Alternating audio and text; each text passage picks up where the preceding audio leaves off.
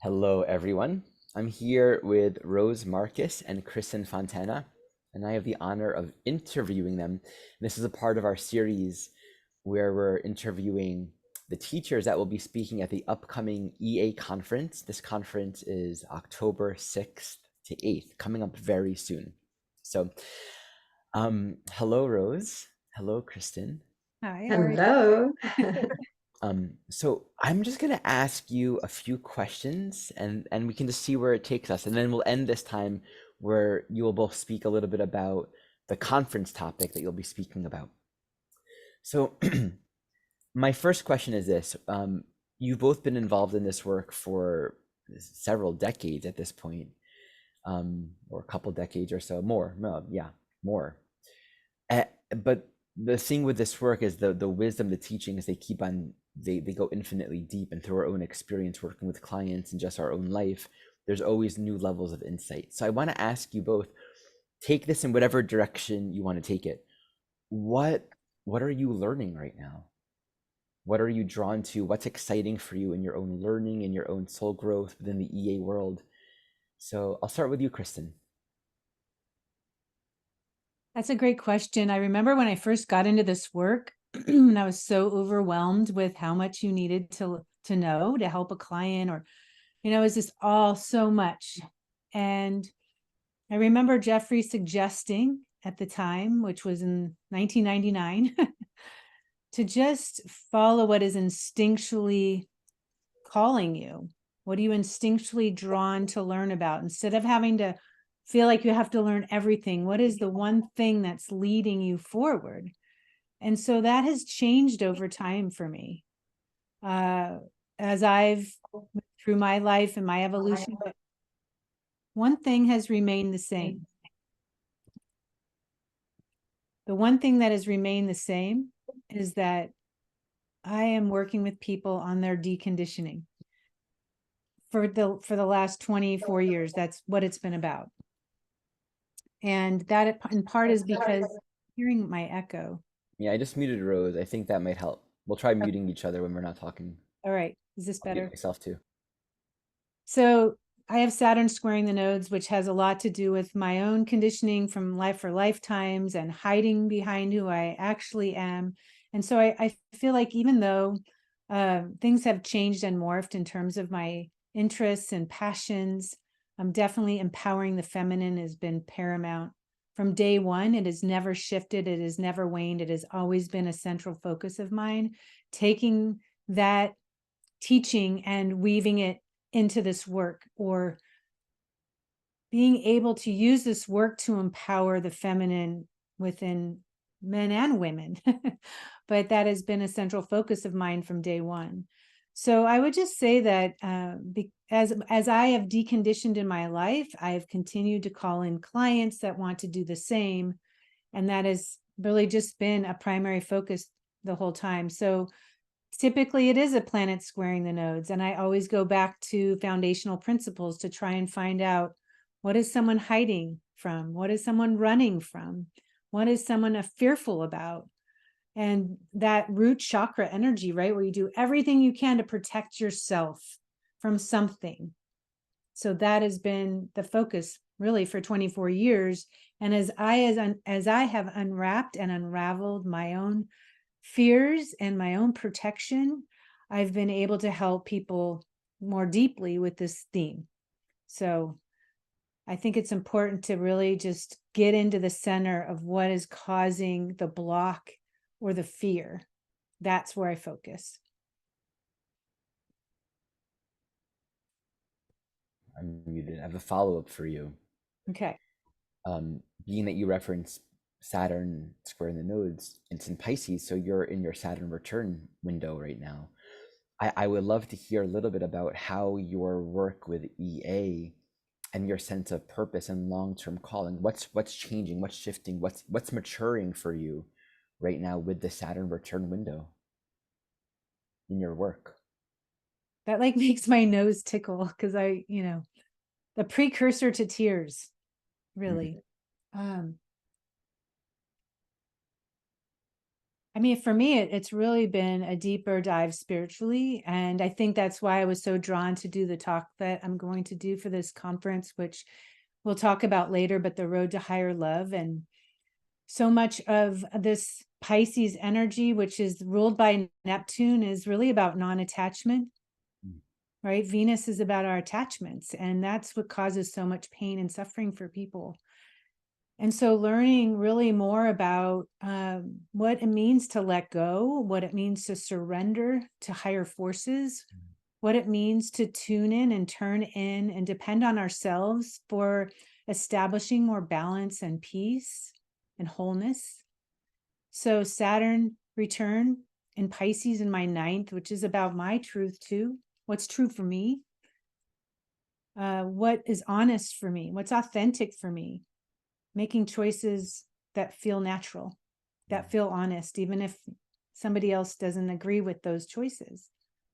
So, but it really has been about taking my early conditioning in the church and just over time, really for the last 25 years, it has been about returning to my natural spiritual self. And it is so freeing. It is so necessary.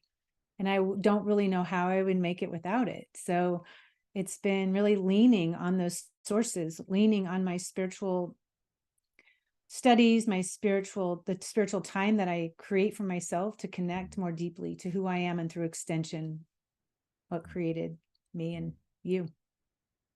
Well, thank you, Kristin. I have so much I want to engage, but I'm gonna honor that right there. Maybe we'll come back to this. I want to ask you, Rose, the same question. What are you learning, or what's alive for you in your own studies or your own work or your own blossoming with this work at this time? Let's unmute you too. And I'll mute you, Kristin. There you go. Great. Okay. Well, and I agree with everything that that Kristin just said. I'm deeply involved in working with people one-on-one. So, I love to do this work because the ability to go very deep with an individual, and what I think in the whole being able to do this work and to explore with an individual through the lens of evolutionary astrology, it gives that individual the opportunity to name it, to give, give what they are experiencing some language, some context in which for them to deepen the understanding and the observation of whatever it is that they're confronting in their own evolution, and then through that naming, that labeling, it opens up and so much more awareness for the individual, and allows for that individual to embark upon their own self-study, their own, it's like you do a reading with somebody, and they share, and you explore and so on. And that's just like a pebble in the water, right? After that, it is a gift that person takes forward, and unpacks over time. And for me, that's it's such a this work is so sacred, it's so sacred to me. It is the calling that I've had all along. At this point in my life, being that I'm now an elder, um, you know, when you're younger and you are looking forward to the second Saturn return or these kinds of things, they're kind of abstract to a certain extent, but when you are looking back on some of these transits, you have greater awareness, greater clarity. So there's a whole population out there of Pluto and Leo folks here who are looking to make sense out of the last third of their lives, right? People who are now in their 60s and 70s and 80s and 90s. Oh my God, some of the 90-year-olds are really feisty, it's Chiron and Aries, transit there and so on, right? And, life doesn't, life continues to the very last drop, right? So finding purpose throughout as we move through this walk on the earth, so I'm constantly evolving and learning as I interface with clients, and as I teach, and as I do my own self-reflection. I love that, finding purpose throughout, that it's there until the very end.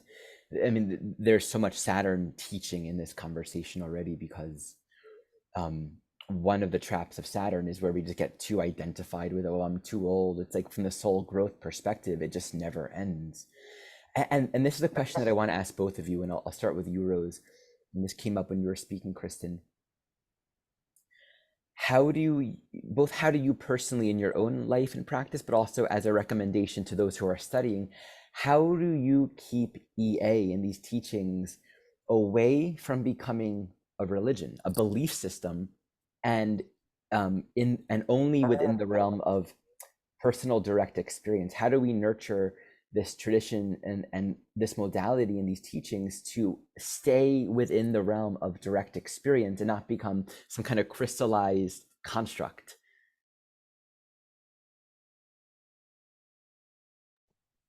Well, yeah, I don't look at my transits every day. It is the experiential track. We are meant to be present, right? Present in our lives, right? So it is really important, and it's kind of what I advocate for everyone, to be fully present in every moment. It's a task. It's not always easy to do because we're so distracted and we're so pulled backwards into our conditioning, into our old patterns, into our fears and insecurities that run the show, right? And to be present in the moment, it's a task, right? It's a task. Um, um, I use my knowledge of astrology to understand in more broad terms, but in my day-to-day process, I want to feel and do and be and see, right? So this is evolution, observation, right? Is the experiential track, and then understanding it. Thank you. Kristin.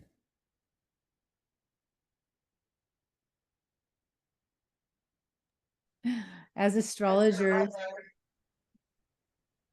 we are deeply immersed in the energy every day because we are looking at the charts of other searching souls. And for myself, I feel almost 24/7 that I am all the way inside these energies. And I don't know, it's just this conscious, constant trying to understand the archetypes, every depth, every nuance. It's probably my third house Pluto with Uranus, Ari. I just feel like my mind is always trying to understand and objectively grow from certain things.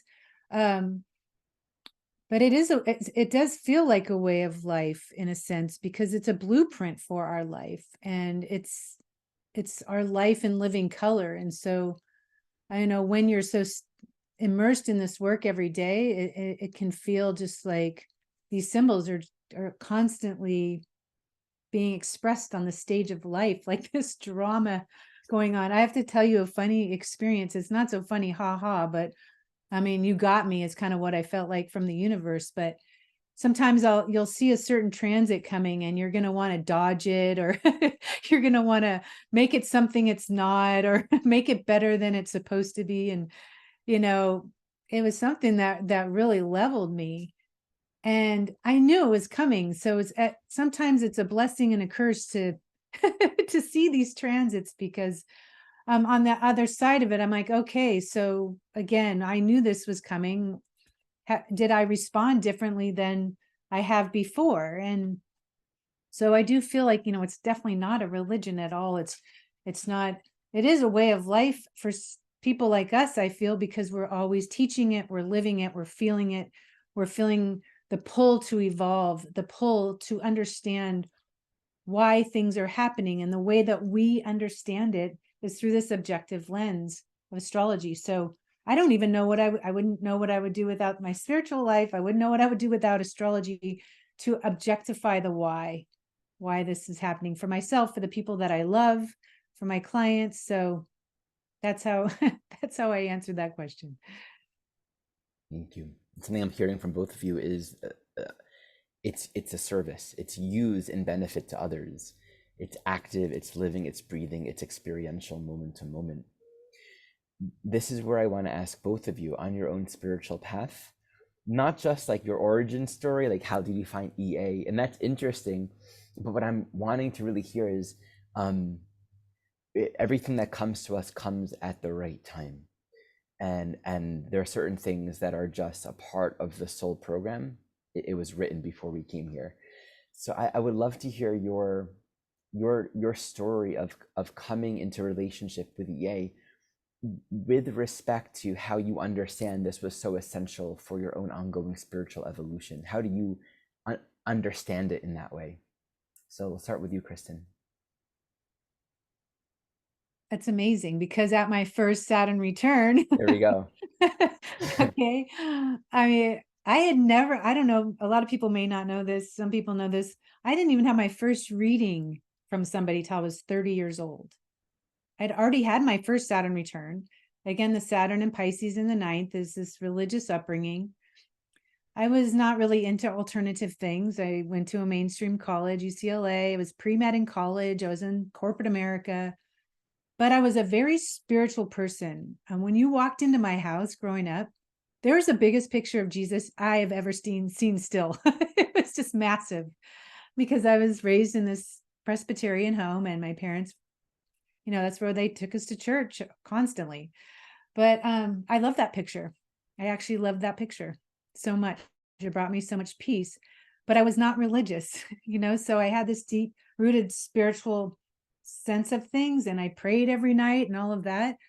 But I was definitely in a very conditioned state until after my Saturn return, my first Saturn return.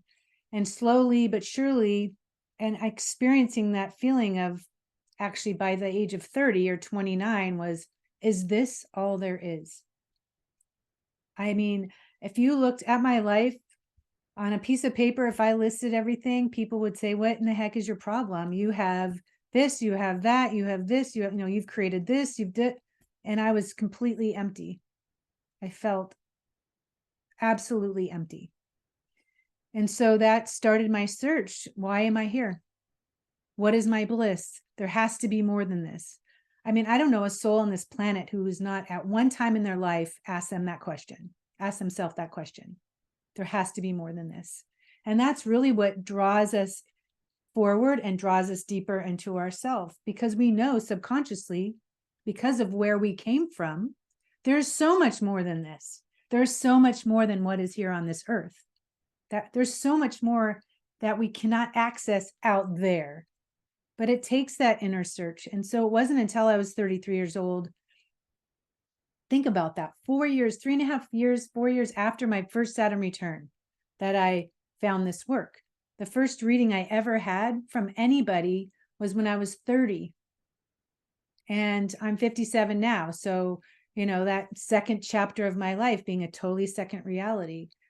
But I'll tell you this funny story that the reason I got a reading for the first time is because all these Geminis were showing up in my life. Every guy I had dated or partner I had been with had been a Gemini. My therapist was a Gemini. Like, what is going on?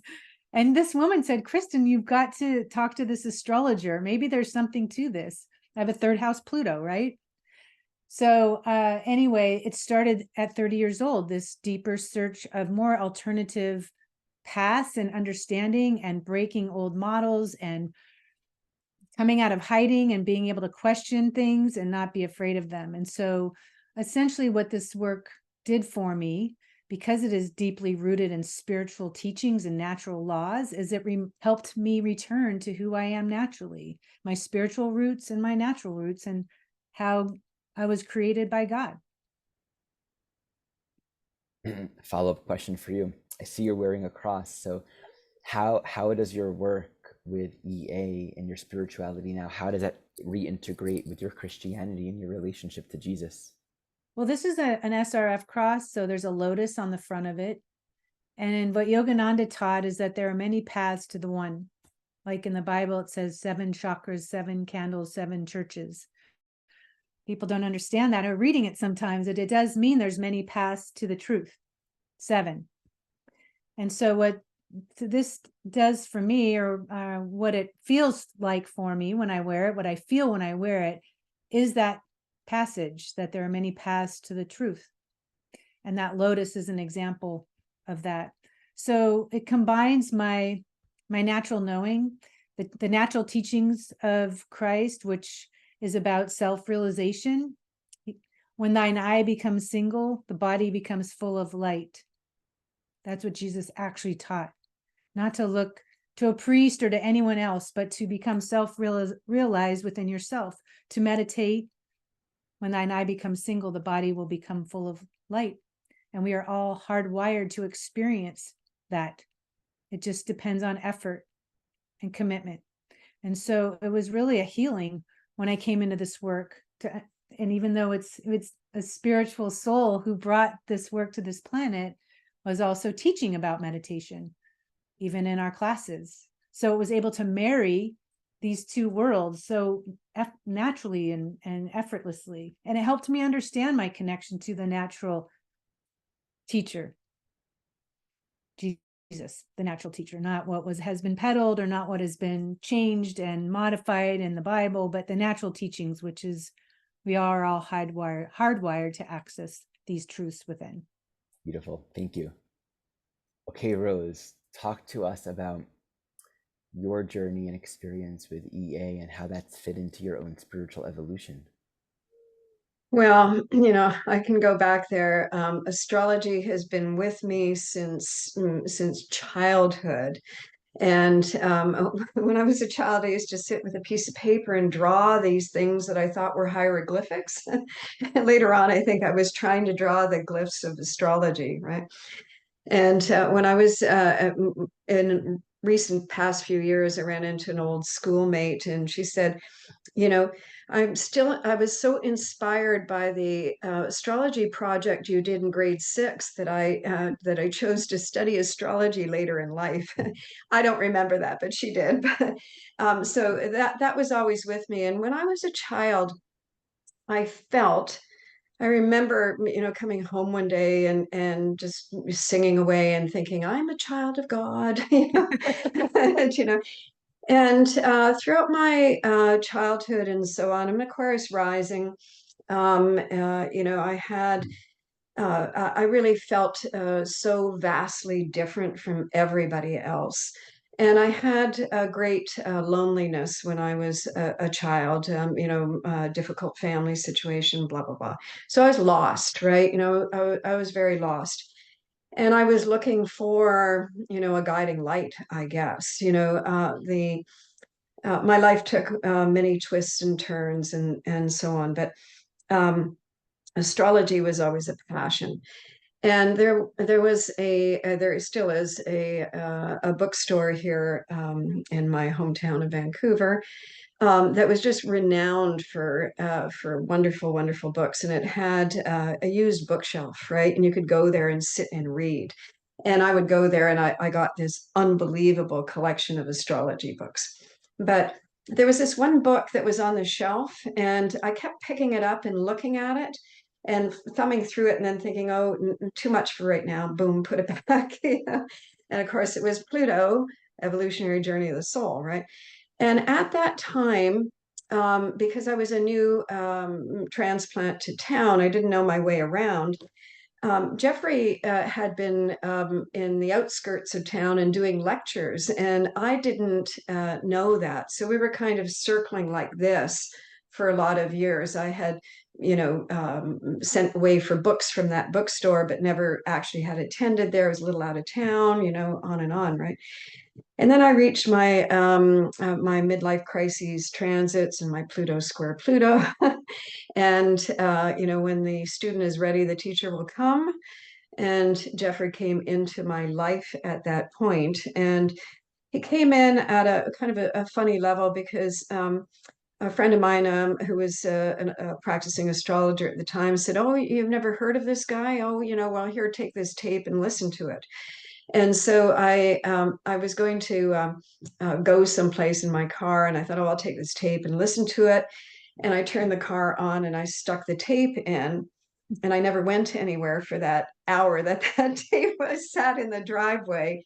It just went boom, and that lecture, I don't even remember what it was, but it spoke to my soul. The voice was familiar to me.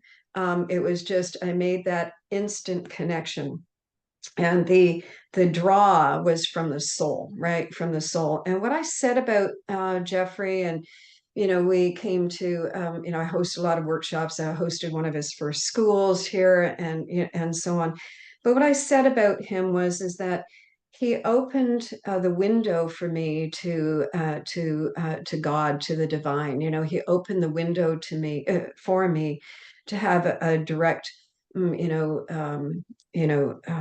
experience with the core of my soul, right? So that's I had been searching. I had explored many different modalities of astrology, and never quite found the it ticket. And when I found evolutionary astrology and found Jeffrey Wolf Green's work, that was it for me. It explained everything. And the evolutionary astrology that Jeffrey brought forth, it's a complete it's a complete philosophy, it's a complete science, it's a complete pathway. It contains every facet that you need to understand what's at the core of being, and your own evolution, and how to realign self and soul. And I mean, I see it as a perfect science, I will say. And in that, it is a continuous, I mean, you asked earlier, it's a continuous evolution, right? Those who practice and serve, it's one way that we also grow, right? Thank you, Rose. I'm noticing that you call it a perfect science, and you have an Aquarius rising. My mind goes, "Oh, where's your Uranus?" Here's a question that a follow-up question that I want to ask both of you, and I'll start with you, Rose. I recognize it as a science. The scientific world does not. Astrology in general, I'm always sort of mystified by that. That it's so many brilliant minds see astrology as like a pseudoscience, and it's not valid. And even in many of the spiritual or non-dual communities, even the spiritual value of astrology as a practical, useful, integritous practice isn't totally recognized. And I'm always sort of mystified by that. I would love to hear your thoughts on twofold, take it however you want to. What do you feel or even wish for as the future of EA, maybe even astrology more broadly, as a science in the world, and how it is integrated as a viable scientific or spiritual practice in the world? Where do you see it going? Well, astrology ebbs and flows in terms of its popularity, I guess. And first of all, those brilliant minds who are not attracted to this field, it doesn't really matter, right? We all gravitate to that which we understand. and that which we need for our own evolution, right? So I use this slogan quite often: preach to the converted. I'm not here to convince and convert anyone. What I do know is that the people who I've interfaced with in my life are naturally attracted to this body of information, right? And so these are the people who are really going to get it, right? But I will tell you, and I have Uranus conjunct my south node within about half a minute in Cancer in my 5th house. It is a very dynamic planetary influence for me. And I've been unpacking trauma my whole life. All right. And so, I'm kind of understanding that the whole process of unpacking, the frozen content of trauma consciousness, all that soul fragmentation and so forth. So, I'm working my way through it myself. And it is interesting because I've been in the field of astrology for a lot of years now, and I've seen the waves, right? Humanistic astrology with Dean Rudyard, and mythic astrology during the time of Pluto in Sag, and so on. Hellenistic astrology as Pluto has moved through the sign of Capricorn. And now Pluto is about to move into Aquarius. And Aquarius is a signature, as we understand in evolutionary astrology, of the Jungian principle of the individuated unconscious, right? And contained within the individuated unconscious is cellular memory. That's long-term memory, Aquarius, Uranus, right? That's that dynamic. And within that is what I call the frozen memories, the trauma consciousness. That's the piece of things. And as we move into Pluto in Aquarius, all the various levels of unlocking of all of that cellular memory, now, right? And it has come by my desk because I guess I'm on a bunch of mail lists, and it seems to be a trend now in psychology and healing modalities and so on. This idea of trauma work, it is really a big field right now, healing from trauma and so on. We have so much trauma going on in the planet right now. I don't know, children of war, I don't know how they're going to grow up. Displaced people, marginally, I mean, it's all over, natural disasters that rip up lives, on and on, right? I think that evolutionary astrology, which speaks to the deeper levels of consciousness, of our understanding, I think that this is our moment for evolutionary astrology to now have that rebirth and to serve in the larger, broader context. And I think more souls are going to be attracted to this whole body of work because it is going to resonate with their soul. It's going to speak deeply to why am I here now? What is my purpose? To answer that question, why, which is, where we start our astrological investigation when we are viewing through the lens of evolutionary astrology. So for me, I think that evolutionary astrology is going to have a renaissance. And I think that there are many of us practitioners now who are really doing very, very fine work and serving in a really beautiful way. So I'm encouraged and excited for EA. Beautiful. Thank you for that answer. Kristin. Well, I'll be quick with this one because I remember hearing a few times that evolutionary astrology will be on the planet long after we're all gone. And that Jeffrey used to just say he was an errand boy bringing this work to the planet. So how many bodies of work can speak to that? It came from a spiritual source. It's rooted in the number 3, past, present, future, and this ongoing evolution of the journey of the soul. So it will be on the planet long after we're gone, and it's here at a time, it came at a time when the planet needed it. It's here now, still at a time when we need it more than anything, especially as we see such extremes between people, not just in this country, not just in your country, Rose, too, but all over the world. It's happening in every country, this strong divide.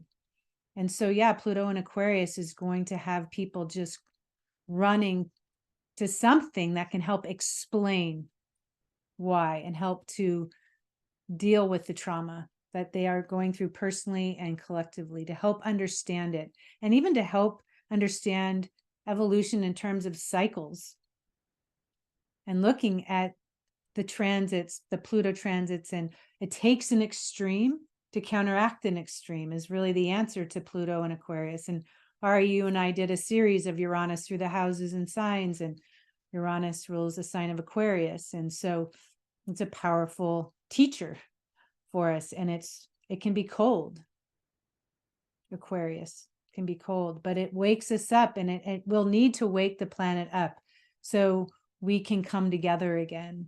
And it takes a certain body of work that people are able to grasp, understand, and connect with, so they can want to do something about it, so they can come together in community, come together with like-minded people, change the energy of the place, make an effort, or many. It's going to be here for a long time after we're gone. I love that. Yeah. Thank you, Long Kristin. after we're gone. Our grandkids, kids, and their kids still be here. That makes me just consider anything that comes from a valid place. It outlives the vehicle that brought it forward. Totally. And I recognize it as well. Yeah. I just really appreciate both of your shares here today. It's great. Also, just to I've known you both for so many years, but I've heard stories and things that I've never heard before. So it's really enjoyable for me. My final question here is about the conference. I would love to hear a little bit about the talk you are both presenting, what is it about, and why are you excited about it? So, Kristin, your talk is The Road to Higher Love, speaking to the Yod, 7th, 12th, second house Yod. Talk to us about that. All right. Well, one of the reasons we wanted to do this conference, Ari, remember, to really teach the foundational principles of this work that make it special, that make it unique from other bodies of astrology and fields of astrology. So the second house, 7th house, 12th house Yod or Yod connects to our relationship with ourself, which is second house, our relationship to others. Because of our own magnetism and vibration, we attract where we're at, right? So whatever relationship we have with ourself will affect who we attract. And we always attract people that reflect the dynamics we are working on as well. And to be human, to be a soul having a human experience, it's all about Venus. It's all about how we feel on Earth, our relationship to ourselves and our relationship to others. That's how we evolve. But ultimately, we're all also moving toward that 12th house, which is being able to walk through the inner door and connect to the source of all things. There's a natural sextile that exists between the second house and the 12th house. It's a very supportive energy. The inner door is always open. And yet, how many of us look outside of ourselves for something outside of us to complete us, to fulfill us, to feel better? I need to hear these words from someone. I want this person to act in a certain way. And when they don't, our expectations are not met. There is this absolute, pain, the inconjunct through that yod, second house, 7th house, thrown back on ourselves. So what I'm going to teach about is how to understand what you need in your life, your essential needs. You look at it, the second house, what you need from other people, the things you can't provide for yourself, and through extension, your spiritual relationship, 12th house. So I'm just going to talk about how to uncover that in your own chart or the charts of somebody you're looking at, as well as some chart examples of people that are evolving through those dynamics. So the road to higher love. Great. Thank you. Very valuable technique. And Rose, you'll be speaking about transits, progressions. The topic is evolutionary transition. So talk to us more about that. Well, I always say that the chart is a clock, and your soul, this lifetime, your soul has an agenda for its intention for growth, right? And we see all that within the chart itself. Um, Transits and progressions, and I'm quite enamored of the secondary progress chart. Shows the timetable of the intended developmental curve for how much the soul is intending on experiencing in this lifetime. So it is important to see where the hands of the clock are, as I like to say. And I'm going to demonstrate this. I'm kind of excited about this, but I am going to use the discovery chart of Pluto to talk about the progressions and transits. So it'll be an interesting lecture. Where was Pluto when it was discovered? In Cancer, in the 12th house of the discovery chart. So Okay. yeah, it'll be quite an interesting lecture. Oh, that's great. Okay. Thank you, Kristin and Rose, for sharing this time. So I want to remind everyone that we have the conference coming up in just a couple weeks, October 6th to 8th. It's online. We're going to put a link to that, as always, in the description below. And Kristin and Rose, is there any last thing that you would like to share with everyone before we bring this interview to a close? Kristin, I can unmute you. Well, as you can tell, we are so moved by this work. It's helped us so much in our own journeys and helped us shine a light for others. So we just invite you to be part of the community where we can use our voices to teach what we know, to connect with others, and to learn from our colleagues. I'm looking forward to hearing both of your lectures, you two. So I just wanted to invite people to join us. Yeah, we're excited about it. Yes.